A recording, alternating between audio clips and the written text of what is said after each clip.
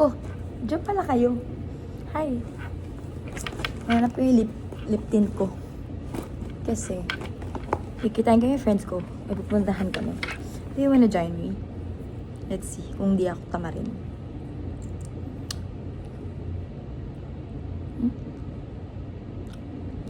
Konti lang. Kasi gabi naman na. Hindi naman ako makakipag-date. Kaunti lang. I'm so oily.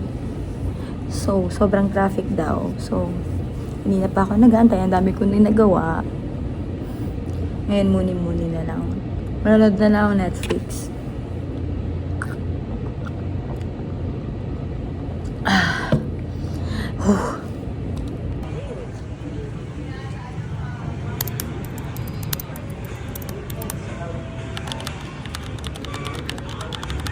So, trinay namin ng barkada itong haunted house dito sa Nightmares Manila sa Sukat, Paranaque.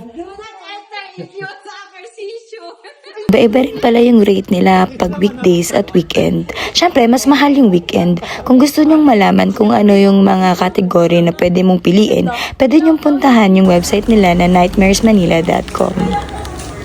Kung gusto mo naman na ang katatakutan ay may kasamang isipan, pwede rin naman kayong mag-escape room.